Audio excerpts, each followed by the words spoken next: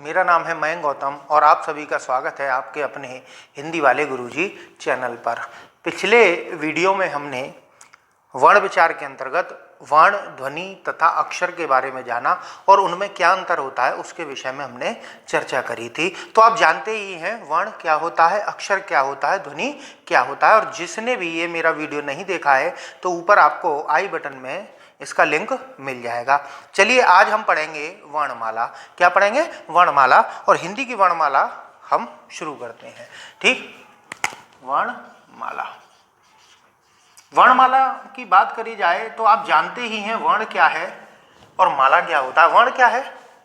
वर्ण भाषा की सबसे छोटी लिखित इकाई होती है जिसके खंड नहीं किए जा सकते, वही क्या कहलाता है? वर्ण कहलाता है। और माला क्या है कि जब फूलों को व्यवस्थित रूप से पिरो दिया जाता है तो वही क्या कहलाती है? माला कहलाती है। अब अगर वर्ण और माला को जोड़ दिया जाए तो वर्णमाला की परिभाषा क्या बनी? वर्णों के व्यवस्थित एवं क्रमबद्ध समूह को वर्णमाला कहते हैं। बात आपकी यहाँ तक समझ में आ गई होगी। अब बात करते हैं हम वर्णमाला में हमारे आता क्या क्या है। तो हमारी वर्णमाला में 11 स्वर, 2 अयोगवाह,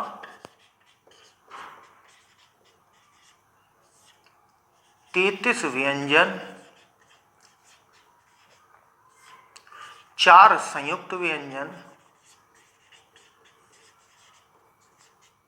तथा 2 द्विगुण व्यंजन होते हैं।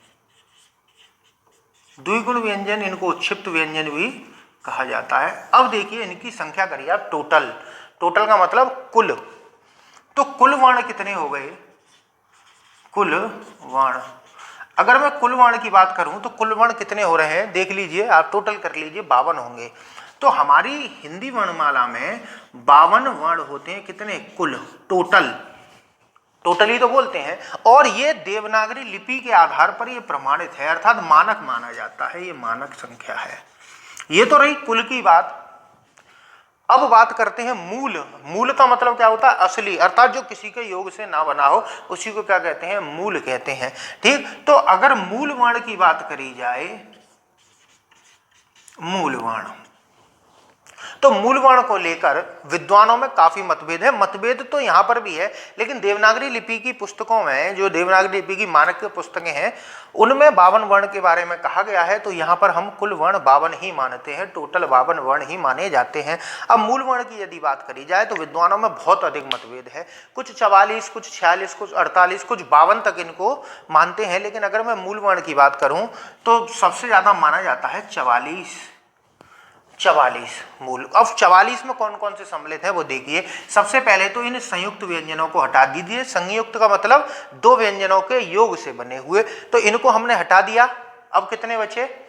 4 चले गए, 48 बचे। 48 में से अयोगवाह को हटा दीजिए क्योंकि ये केवल चिन्ह रूप में प्रयोग होते हैं, मात्रा रूप में प्रयोग होते हैं, तो इनको भी हटा दिया जाता है। और ये द्विगुण व्यंजन नव निर्मित ध्वनियां हैं, इसलिए इनको भी हटा दिया जाता है।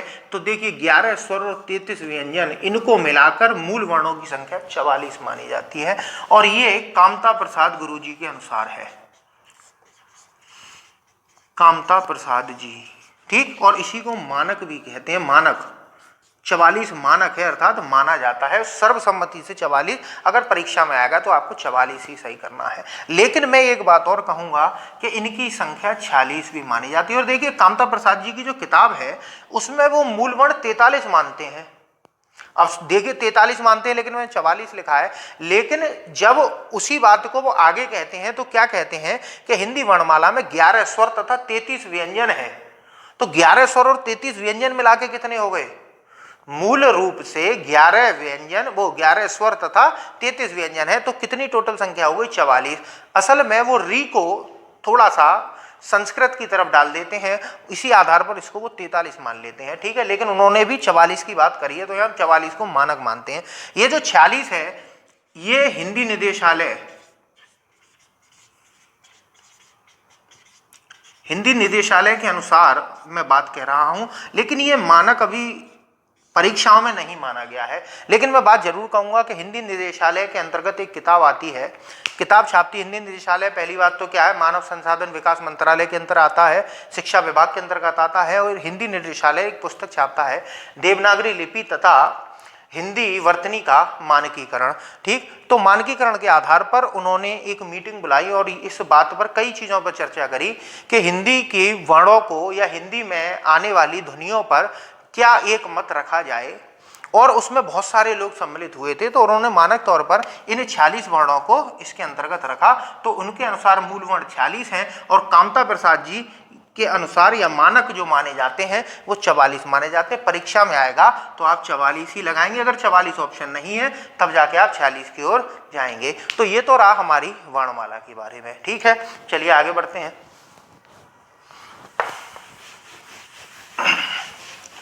अब देखिए वर्णमाला तो हो गई,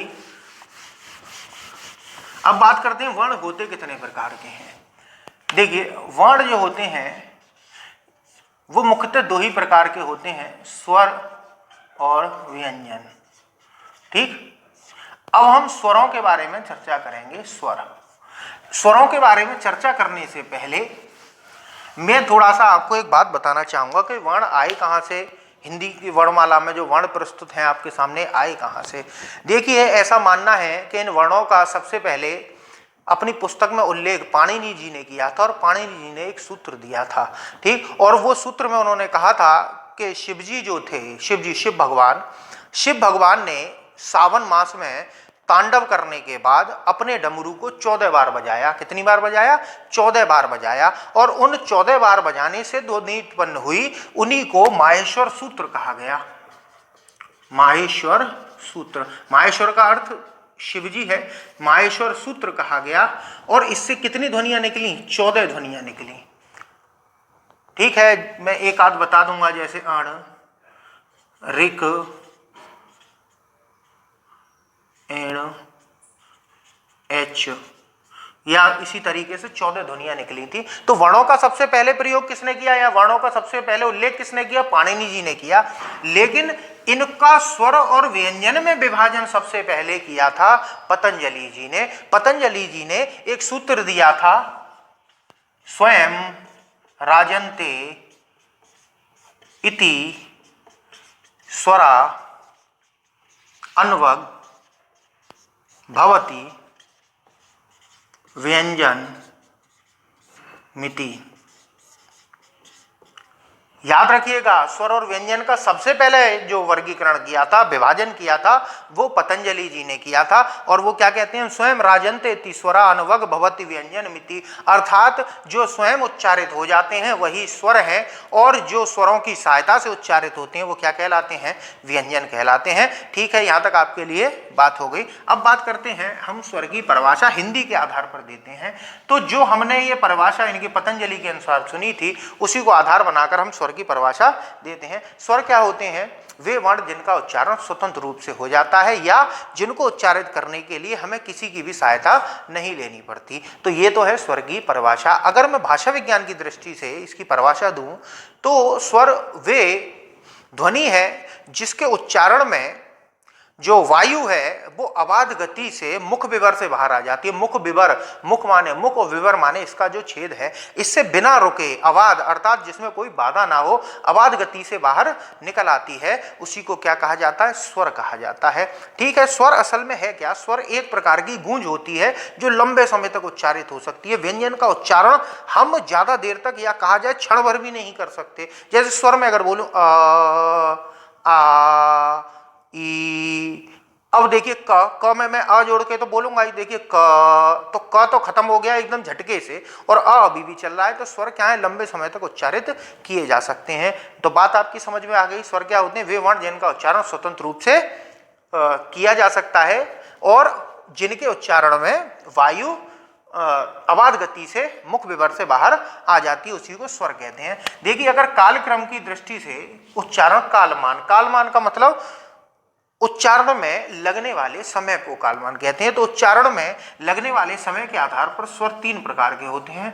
एक है ह्रस्व, ह्रस्व को ही लघु स्वर कहा जाता है। ठीक, इन्हीं को मूल स्वर कहा जाता है। इन्हीं को एक मात्रिक भी कहा जाता है। ठीक, ह्रस्व, लघु, मूल या एक मात्रिक। और ये कौन कौन से हैं? ये चार हैं, अ, ई, उ और री। बहुत से भाषा वैज्ञानिक इस री को हिंदी वर्णमाला में सम्मिलित नहीं मानते। क्यों? क्योंकि वो ये कहते हैं कि इसका उच्चारण हिंदी में री होता है। ठीक, री।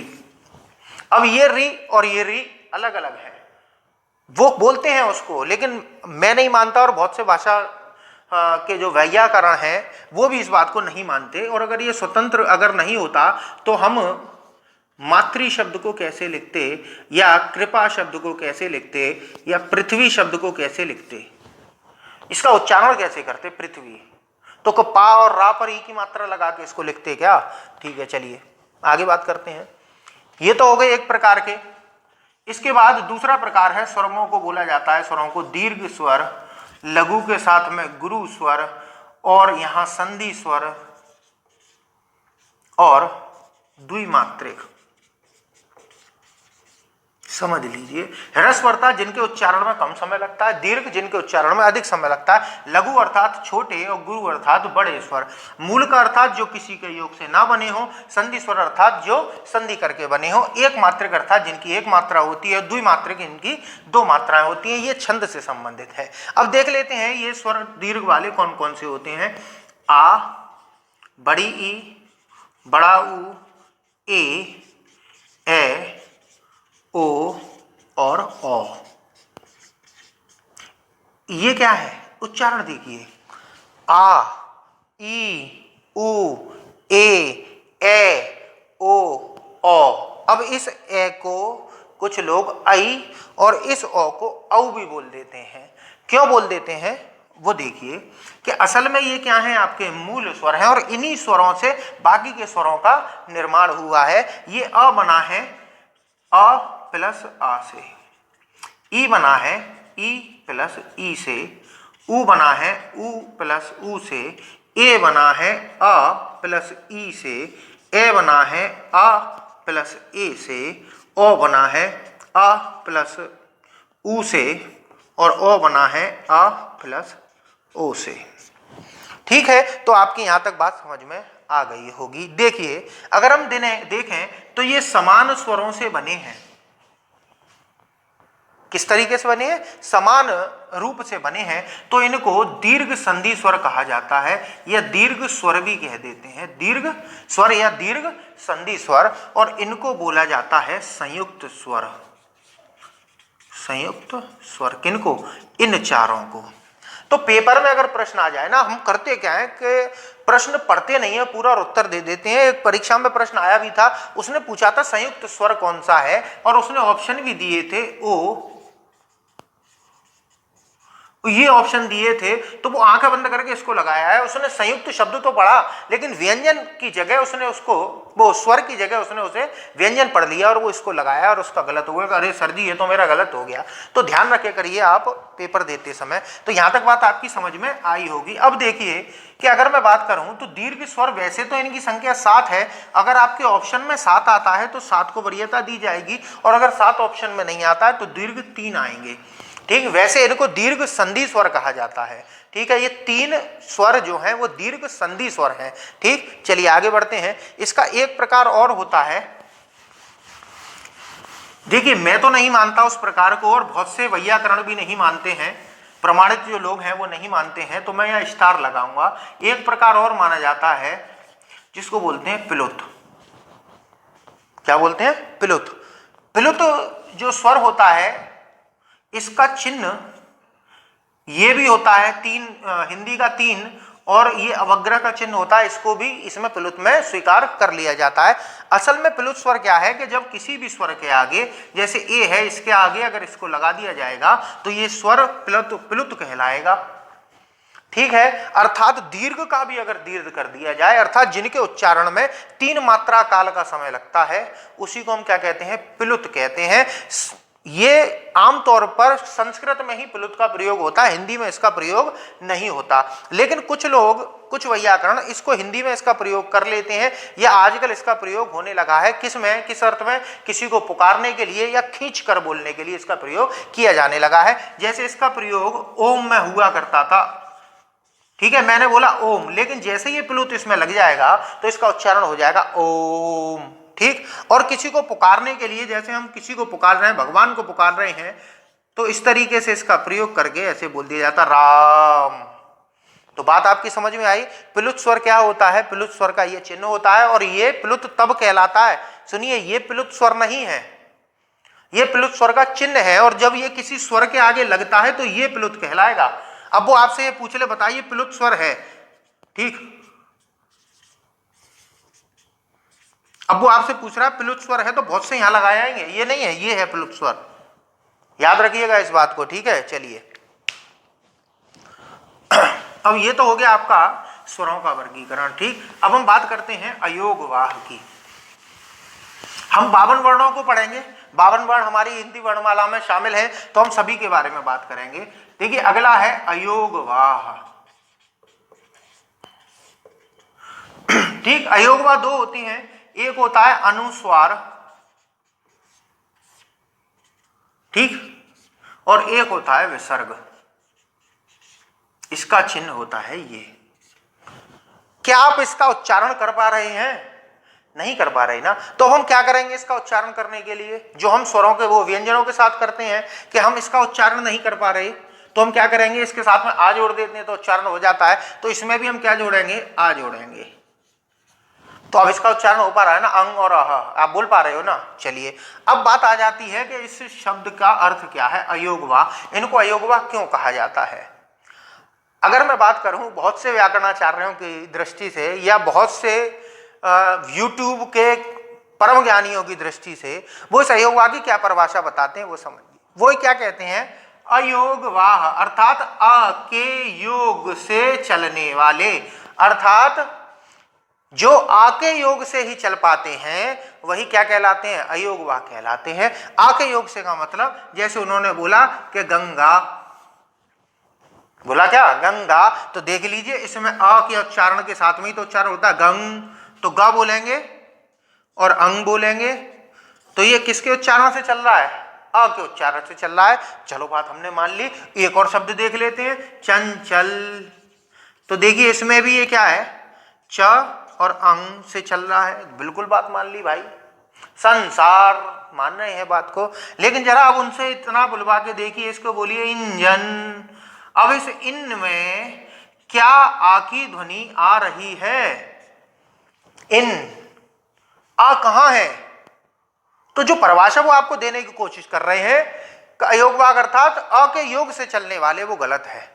मैंने आपको प्रमाणित करके दिखाया है, ठीक है। तो बात करते हैं असल में अयोगवाह है क्या है, ठीक है। चलिए, ये दो होते हैं, अनुस्वार होता है और विसर्ग होता है। अब देखते हैं अयोगवाह है क्या। देखिए, अयोगवाह की अगर बात करी जाए तो अ उपसर्ग है, योग और वाह, ये तीन आपके शब्द हैं। अ माने नहीं, योग माने जोड़, और वाह माने चलने वाले अर्थात वाहक।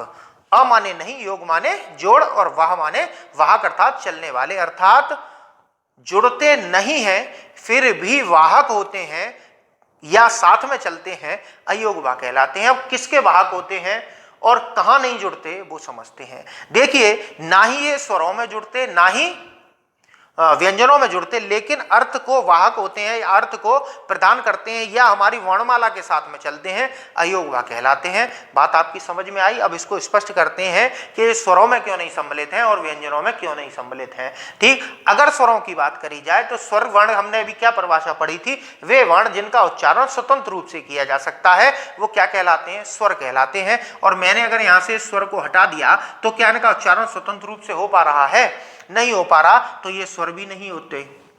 अब व्यंजन क्यों नहीं होते? व्यंजनों की क्या आपने कभी मात्रा रूप देखा है? व्यंजनों का कोई भी मात्रा रूप नहीं होता, इसीलिए ये व्यंजन भी नहीं होते। तो बात समझ में आई। अयोगवाह का अर्थ क्या है? अयोगवाह अर्थात जुड़ते नहीं हैं फिर भी साथ में चलते हैं, इसीलिए अयोगवा कहलाते हैं। ये स्वर भी नहीं होते और व्यंजन भी नहीं होते। लेकिन मैं अगर आपको बताऊं, कामता प्रसाद गुरुजी इनको व्यंजन मानते हैं और क्या नाम है उनका, किशोरी लाल वाजपेयी जी इनको स्वर मानते हैं।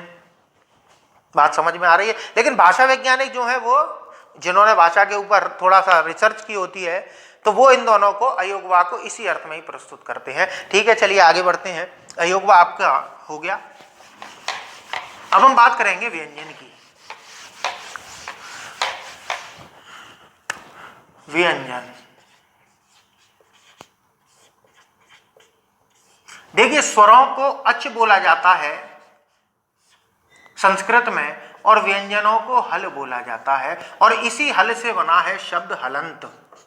ठीक, हलंत का मतलब हल से अंत, अर्थात जिस ध्वनि का अंत व्यंजन से होता है उसी को क्या कहा जाता है, हलंत कहा जाता है। और इसका एक चिन्ह भी है ये वाला। ठीक, इसके बारे में भी हम पढ़ेंगे, थोड़ा सा हम समझ लेते हैं व्यंजन होते क्या हैं। इनको संस्कृत में बोला जाता है हल। ठीक, अब बात करते हैं व्यंजन क्या होता है। व्यंजन के बारे में हमने अभी थोड़ी देर पहले ही परिभाषा दी थी, किसके अनुसार, पतंजलि जी के अनुसार। तो अब समझते हैं व्यंजन क्या होते हैं। व्यंजन वे वर्ण होते हैं जिनका उच्चारण स्वतंत्र रूप से नहीं होता या जिनके उच्चारण के लिए हमें स्वर की सहायता लेनी होती है, तो वही क्या है, व्यंजन है। अब इसको समझिए भाषा वैज्ञानिकों की दृष्टि से।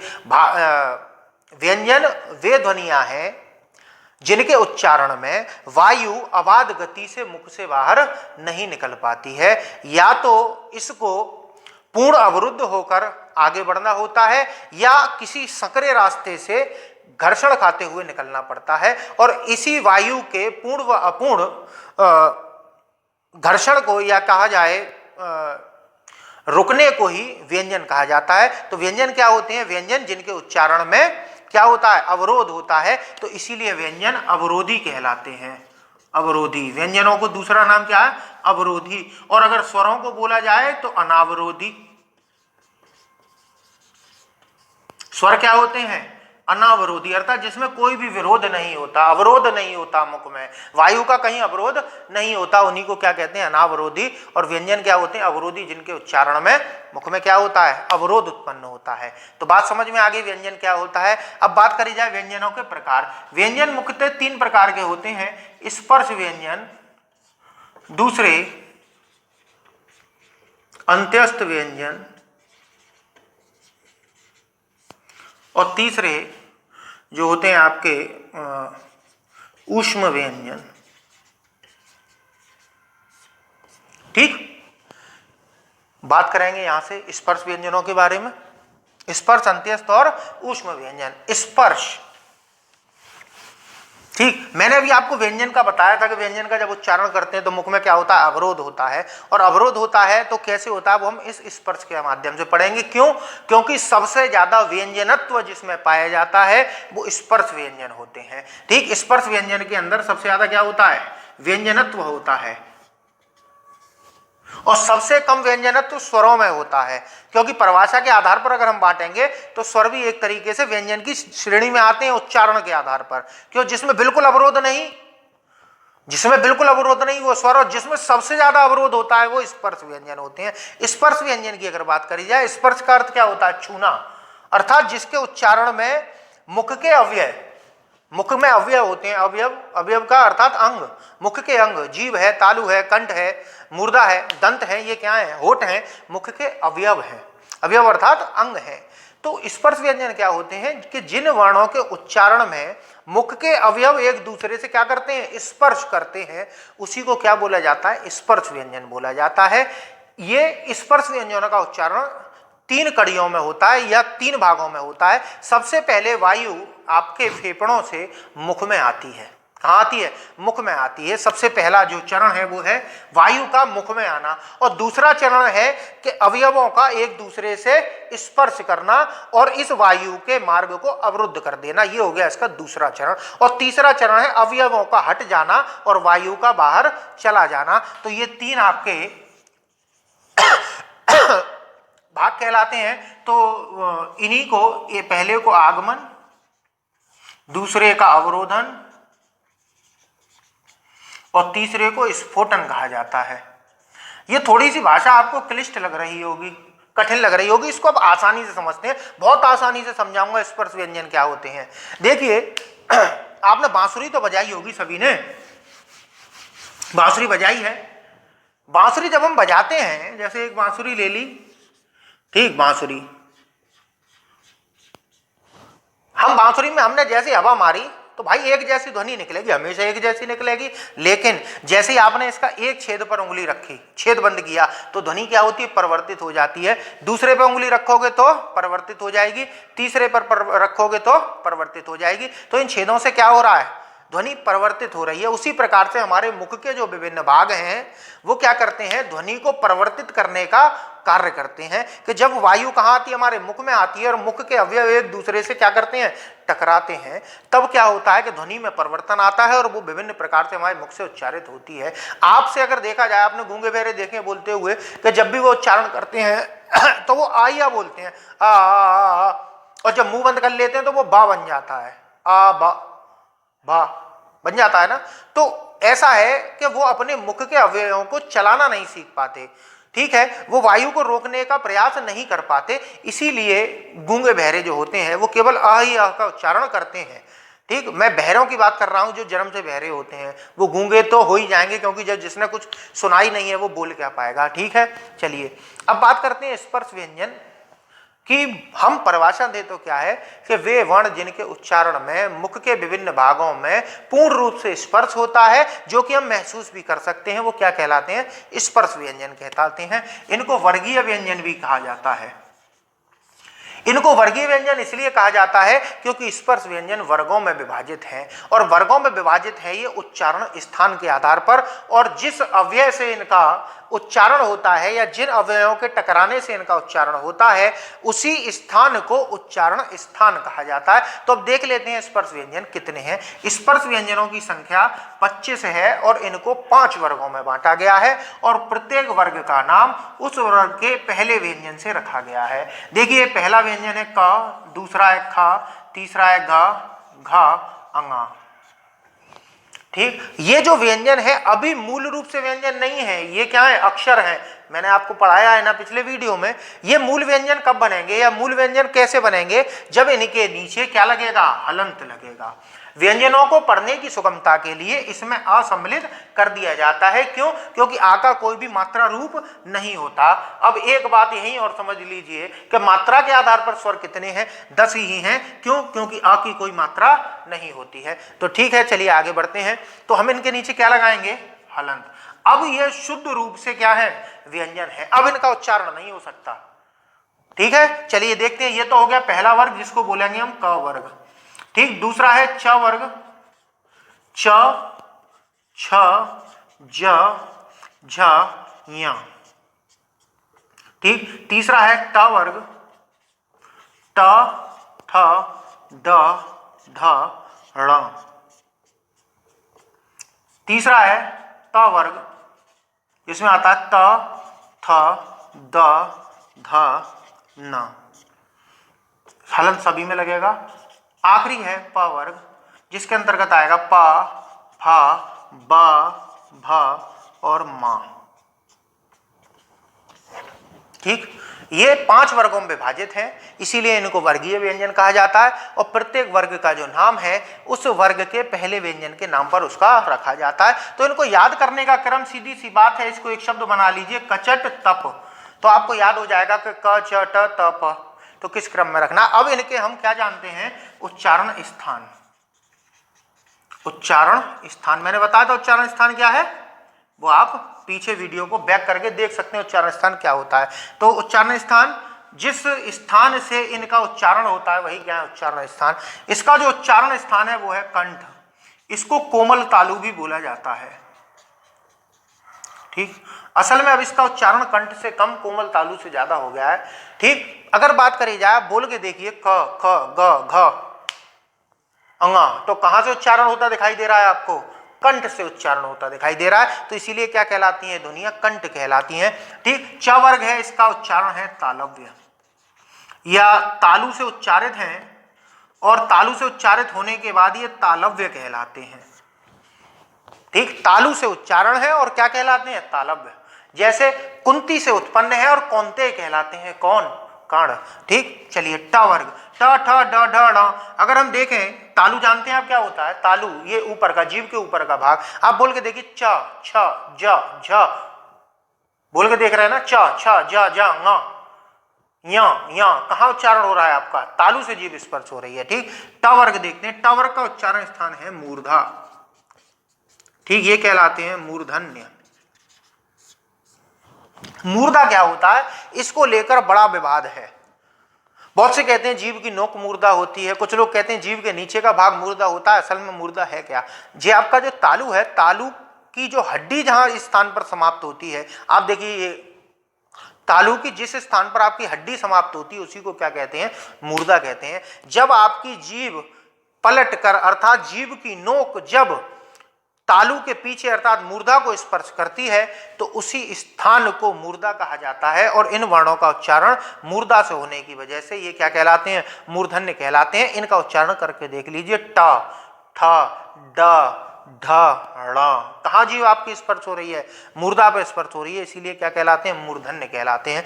अब बात करते हैं त थ द ध न। इनका उच्चारण है दंत से, इसीलिए ये दंत्य कहलाते हैं।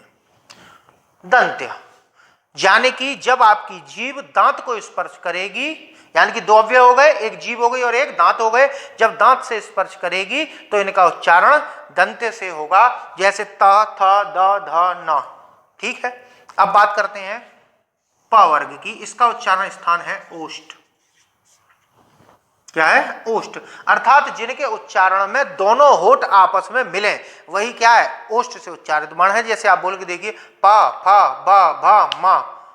तो समझिए कि जब तक आप अपने होठों को नहीं मिलाएंगे, इन दोनों अवयवों का मेल नहीं होगा, तब तक आप इस वर्ग को उच्चारित नहीं कर सकते। जैसे आप अगर मुंह में कोई भी चीज फंसा लीजिए तो आप उसको पा को नहीं बोल सकते, आप क बोल सकते हैं लेकिन पा नहीं बोल पाएंगे क्योंकि क कंठ से आ रहा है। ठीक, अब इनको याद करना बहुत सीधी सी बात है, आसान काम नहीं है। अगर आप इसको रोज पढ़ोगे तो आसानी से याद हो जाएगा। देखिए कचट तप पहला तरीका है कि इनको याद करने का। और देखिए कंठ तालु मूर्धा दंतोष्ठ, इसको याद करने के लिए मैं वैसे तो ट्रिकों के माध्यम से कभी पढ़ाता नहीं हूं, लेकिन अगर मैं देखूं तो मेरे एक स्टूडेंट ने इसकी ट्रिक बनाई है। उसने हमारे यहाँ की बोली में बोला है किते मुदो, किते मुदो, तो कंठ तालु मूर्धा दंत ओष्ठ हो गया। ठीक, और एक और समझ लीजिए, मेरे द्वारा बनी हुई है कि हम किसी भी चीज को जब खाते हैं तो सबसे पहले वो कहाँ स्पर्श होता है। जैसे बिस्कुट है, अगर मैं इसको खाना शुरू करूं तो सबसे पहले कहाँ स्पर्श होगा, मेरे होठों पे। तो नीचे से चलिए ओष्ठ, होठ खोलते ही फिर कहाँ स्पर्श होगा, दांतों पे, तो क्या हो गया, दंत। फिर इसके बाद में कहाँ स्पर्श होगा, मूर्धा। मैंने क्या बताया था, जीभ की नोक को भी कभी कभी मूर्धा बोल दिया जाता है, तो जीभ की नोक पर स्पर्श होगा अर्थात मूर्धा। आप इसको समझ लीजिए, जीभ को ही मूर्धा समझ लीजिए। अब जीभ के बाद में फिर क्या करते हो आप, बिस्कुट को सामान्य प्रक्रिया बता रहा हूं, मुंह में रख लिया, मुंह में रखते हो और मुंह में रखते ही फिर वो कहाँ स्पर्श होगा, आपके तालु पर। और जब बिस्कुट में स्वाद आने लगा तो हमने उसको क्या कर लिया, निगल लिया, और निगलते ही वो आपके कंठ से होता हुआ पेट में उतर गया, तो आपका ये उच्चारण स्थान भी हो गया। तो इस क्रम में अगर आप याद करोगे तो आसानी से इसको आप समझ जाओगे। असल में उच्चारण स्थान अंदर से बाहर की ओर है, लेकिन हम इन्हें याद करने के लिए बाहर से अंदर की ओर जाते हैं। तो ये तो हो गए आपके स्पर्श व्यंजन। आशा करता हूं कि आपको स्पर्श व्यंजन समझ में आए होंगे। अब हम बात करते हैं अगले प्रकार के व्यंजन। ठीक, अगले जो व्यंजन है मैं इसी के नीचे लिखूंगा। ठीक, मैं थोड़ा सा बिगाड़ रहा हूं।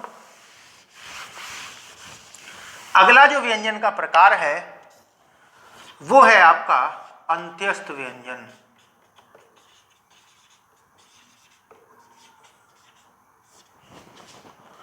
अंत्यस्थ व्यंजन, अंत्यस्थ व्यंजन दो शब्दों से मिलकर बना है, अंतः और स्थ। इसको बहुत से लोग अंत बोल देते हैं, अंत स्थ। अंत का मतलब अंत में और स्थ माने स्थित, लेकिन ये अंत है। अंत का अर्थ होता है भीतरी या बीच में। क्या होता है, भीतरी या बीच में। अब कहाँ भीतरी और कहाँ बीच में, तो इसकी परिभाषा पहले पूरी कर लेते हैं। अंत्यस्थ व्यंजन वे व्यंजन होते हैं जो बीच में स्थित होते हैं। और किसके बीच में स्थित होते हैं वो समझिए, ये स्पर्श व्यंजन और ऊष्म व्यंजनों के बीच में स्थित होते हैं, इसीलिए क्या कहलाते हैं, अंत्यस्थ कहलाते हैं। बात आपकी यहां तक समझ में आई। अब ये क्यों इनमें शामिल नहीं है और क्यों इनमें शामिल नहीं है, त्रिशंकु की तरह बीच में क्यों स्थित है, वो समझिए कि जब इनका उच्चारण होता है तो पूर्ण स्पर्श नहीं होता। कैसे, जैसे स्पर्श व्यंजनों में पूर्ण स्पर्श होता है, जो आपने महसूस भी किया था, तो इनके उच्चारण में पूर्ण स्पर्श नहीं होता, इसलिए ये स्पर्श व्यंजन नहीं होते। और इनके उच्चारण में ऊष्म वायु नहीं निकलती, इसीलिए ये ऊष्म व्यंजन भी नहीं होते। तो फिर ये क्या कहलाते हैं, अंत्यस्थ कहलाते हैं, अर्थात बीच में स्थित कहलाते हैं। तो ये होते हैं या व र ल। सही लिखा है या जी, या र ल और व, या ये शुद्ध है। ये देखिए संस्कृत के अनुसार है, ये हिंदी के अनुसार है, ठीक है। या र ला वा, ये किसके अनुसार है, हिंदी के अनुसार है।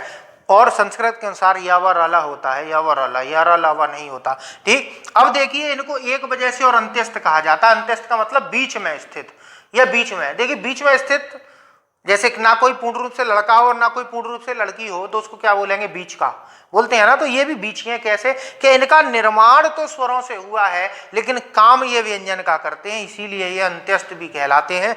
जैसे मैं अगर बात करूं, यह जो बना है ये ई और आ से बना है, ये जो रा है ये री और आ से बना है, ये जो लिरी है ये ला है, ये लिरी और आ से बना है, और ये जो वा है ये क्या नाम है उसका, ऊ और वा से आ से बना है। तो ये इनका निर्माण स्वरों से हुआ है लेकिन काम किसका करते हैं, व्यंजन का करते हैं, इसीलिए क्या कहलाते हैं, अंत्यस्थ व्यंजन कहलाते हैं, ठीक। और इनको अर्ध स्वर भी कहा जाता है, लेकिन संस्कृत में ये चारों के चारों अर्ध स्वर है। अब हिंदी में ना इस री को स्वर अच्छी तरीके से माना जाता है, इसको मेहमान स्वर मानते हैं, और लिरी तो बिल्कुल ही प्रयोग नहीं होता। तो सीधी सी बात है कि इन दोनों को हिंदी में अर्ध स्वर नहीं माना जाता। हिंदी में दो अर्ध स्वर माने जाते हैं। कितने हैं अर्ध स्वर, या और वा, याद रखिएगा, पूछ लेता है अर्ध स्वर कौन से हैं, तो या और वा अर्ध स्वर है। अब बात करते हैं ऊष्म व्यंजन की, जल्दी जल्दी करिए, वीडियो बहुत आगे बढ़ता चला जा रहा है, मैं भी बहुत, ठीक है। चलिए तीसरे नंबर पे आता है आपका ऊष्म व्यंजन। भाई हद कर रखी है लोगों ने पढ़ाते समय। मैंने देखा एक की वीडियो में वो कह रहा था कि वे व्यंजन जिनके उच्चारण में गर्मी लगने लग जाए। अब भैया मेरे समझ में नहीं आता कि क्या करना क्या चाहते हो। लड़कों को इतना मूर्ख समझ रखा है, बात ही नहीं समझ में आता यार। ऊष्म व्यंजन समझते हैं क्या, भाषा विज्ञान की दृष्टि से भी इसकी परिभाषा दूंगा। ऊष्म व्यंजन, देखिए हमने भी क्या बोला था कि जब दो अवयव मुख के भाग आपस में करीब आते हैं तो करीब आने पर वो स्पर्श करते हैं और वायु को रोकते हैं और फिर खोल देते हैं और वायु बाहर निकल जाती है। ऊष्म व्यंजन क्या होते हैं, ऊष्म व्यंजन वे व्यंजन हैं जिनके उच्चारण में जो उच्चारण अवयव हैं वो इतने नजदीक आ जाते हैं कि वायु उनके बीच से रगड़ खाती हुई निकलती है। कैसे, घर्षण करती हुई निकलती है, रगड़। और आप उंगली को हाथ पर रगड़ के देखिए, थोड़ी देर में ऊष्मा उत्पन्न हो जाएगी। तो इनका उच्चारण रगड़ से होता है, अर्थात घर्षण से होता है, जिस कारण इनके उच्चारण में वायु गर्म हो जाती है, इसीलिए क्या कहलाते हैं, ऊष्म व्यंजन कहलाते हैं। अर्थात वे वर्ण जिनके उच्चारण में हमारे मुख से गर्म वायु का प्रवाह होता है वही क्या कहलाते हैं, ऊष्म व्यंजन कहलाते हैं। इनकी संख्या भी 4 है, श, श, स और ह। कौन कौन से हैं, श, श, स और ह। चारों का उच्चारण अलग अलग है। बहुत से कहते हैं कि इनका उच्चारण एक ही है, एक नहीं है, अलग अलग है, ठीक। तो यहां तक तो आपके जो थे वो मौलिक वर्ण हो गए, ठीक। अब हम बात करते हैं संयुक्त व्यंजनों की, ठीक। जल्दी से 2 चीजें और रह गई हैं, उसको करा दूं। देखिए मेरा वीडियो बहुत से लोग पूरा नहीं देखते, ये बहुत महत्वपूर्ण वीडियो है। संयुक्त व्यंजन, देखिए संयुक्त को अगर हम देखें तो ये दो शब्दों से मिला है, सहध्वनि युक्त। सहध्वनि युक्त अर्थात साथ में युक्त हो जाना, यानी कि जब दो व्यंजन एक साथ में युक्त हो जाते हैं तो ही वो क्या कहलाते हैं, संयुक्त व्यंजन कहलाते हैं। अर्थात वे व्यंजन जिनके मध्य में कोई स्वर ना हो, अर्थात दो व्यंजनों के बीच से क्या निकाल लो, स्वर को निकाल लो, तो दोनों व्यंजन मिलकर क्या कहलाते हैं, संयुक्त व्यंजन कहलाते हैं। जैसे मैं अगर बात करूं, हमारे वर्णमाला में 4 संयुक्त व्यंजन हैं, छ, त्र, ज्ञ और श्र। ठीक है, अब देखिए मैं इसको अगर देखूं तो ये का और शा से मिलकर बना है, ये ता और रा से मिलकर बना है, ये जा और या से मिलकर बना है, ये शा और रा से मिलकर बना है। क्या ये सही लिखा है? नहीं लिखा है। क्यों? मैंने अभी परिभाषा क्या दी थी कि जब दो व्यंजन मिले और उनके बीच में स्वर ना हो तब जाके वो संयुक्त व्यंजन होते हैं। लेकिन अगर यहां देखो तो इस का में असम्मिलित है, जो इसको अगर मैं वर्ण विच्छेद करूं तो इसका वर्ण विच्छेद इस प्रकार से हो रहा है। ठीक, तो देखिए इन दोनों के व्यंजन में क्या आ रहा है, बीच में आ रहा है। अगर हम इसको निकाल दें तब जाके ये क्या बनेगा, संयुक्त व्यंजन मिलेगा। तो क और श को मिला दिया जाए तो यहाँ क्या आएगा, हलंत आएगा। अब जैसे जैसे मात्रा इस पे बढ़ाओगे वो शा पे लगती जाएगी। जैसे मैं इधर एक मात्रा बढ़ा दूं तो इधर भी बढ़ जाएगी, मैं इधर इसको ओ कर दूं तो इधर भी ओ हो जाएगा। ठीक, बात समझ में आ रही है आपके? चलिए, तो यहाँ सभी के नीचे पहले वाले व्यंजन में हलंत आएगा। तो ये क्या है, आपके संयुक्त व्यंजन है। ठीक है, चलिए आगे बढ़ते हैं। संयुक्त व्यंजनों के बाद आपके आते हैं द्विगुण व्यंजन। द्विगुण व्यंजन, द्विगुण अर्थात दो गुण हो जिसमें, इसको उच्चिप्त व्यंजन, ताड़नजात व्यंजन भी कहा जाता है या नवनिर्मित ध्वनियां भी कहा जाता है। हिंदी वर्णमाला की नवनिर्मित ध्वनियां हैं, ये पहले संस्कृत में नहीं थी, हिंदी में आई हैं। ठीक, तो इसीलिए नवनिर्मित ध्वनियां कही जाती हैं। द्विगुण व्यंजन, द्विगुण व्यंजन वे होते हैं जिसमें दो गुण हो, ये होते हैं दोनों। अगर आप देखोगे स्पर्श व्यंजन के अंतर्गत आप ड और ढा को देखकर आए हो, इनमें और इनमें आपको अंतर दिखाई दे रहा है। देखिए इनके नीचे कोई बिंदी नहीं है, इनके नीचे बिंदी है। इसको नुक्ता नहीं कहेंगे, नुक्ता थोड़ा सा साइड में लगता है, नुक्ता ये है, ये नहीं है, इसको नुक्ता नहीं बोलेंगे, इसको बिंदी ही बोलेंगे। तो इनमें दोनों में आपको अंतर साफ तौर पे दिखाई दे रहा है। ये तो इसका पहला गुण है। और दूसरा गुण है, ये कभी भी किसी शब्द की शुरुआत नहीं करते, अर्थात ये कभी किसी शब्द की शुरुआत नहीं करते, इसलिए ये क्या है, एक गुण हो गया। दूसरा कि ये उच्छिप्त होते हैं। उच्छिप्त बताऊंगा मैं क्या होता है, वो जब आपको प्रयत्न के आधार पर वर्गीकरण होगा तब बताऊंगा उच्छिप्त क्या होता है। वीडियो लंबा हो जाएगा इसलिए मैं अभी आपको नहीं बता रहा हूं। तो असल में इनका प्रयोग द्विगुण व्यंजनों का कहां कहां होता है, कहां कहां नहीं होता। पहली बात तो ये कभी भी किसी शब्द की शुरुआत में नहीं आते। जैसे आपको दाल लिखना है और अगर आपने ऐसे लिख दिया तो गलत हो जाएगा, लेकिन अगर आपको पेड़ लिखना है तो आप इसका प्रयोग कर सकते हो। ठीक है, उच्चारण के आधार पर समझते हैं। दूसरा, इसका प्रयोग कहाँ नहीं होता, इसका प्रयोग संयुक्त व्यंजनों के बाद या द्वित्व व्यंजनों के बाद नहीं होता। द्वित्व व्यंजन अर्थात किसी वे संयुक्त व्यंजन जो एक व्यंजन, दोनों व्यंजन एक जैसे हो। जैसे मैं लिखूं अड्डा, तो यहां पर अगर हमने ये लगा दिया तो गलत हो जाएगा। ठीक, इन दोनों में अंतर ऐसे देखिए ये लिख रहा है पेड़ और ये लिख रहा है पेड़, तो इसका उच्चारण में जीभ हमारी आगे स्पर्श नहीं हो पाती। ठीक, मैं इसको बताऊंगा, आगे बताऊंगा। ठीक, तीसरा, अनुस्वार के बाद इसका प्रयोग नहीं होता। ठीक, जैसे अंडा, अड्डा हो गया, अंडा। ठीक, यहां पर भी देखिए क्या है, ये आपका द्विगुण का प्रयोग नहीं हुआ। चौथा, कभी भी अंग्रेजी शब्दों में इनका प्रयोग नहीं होता, जैसे रोड। ठीक, अंडा पूरा बोल रहे हैं, यहां अड्डा बोल रहे हैं और यहां रोड बोल रहे हैं।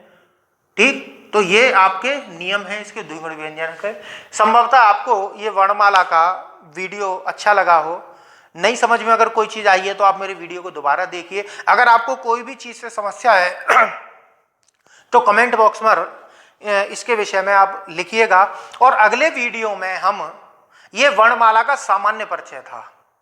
ठीक है, अब वर्णमाला के अंतर्गत आने वाले स्वरों के वर्गीकरण को और व्यंजनों के वर्गीकरण को हम अलग अलग पढ़ेंगे। ठीक है, और मैं अगले वीडियो में आपको यह भी बताऊंगा कि स्वर और व्यंजनों में मुख्य अंतर क्या होता है। तब तक के लिए मैं आप लोगों से इजाजत चाहूंगा। नमस्कार।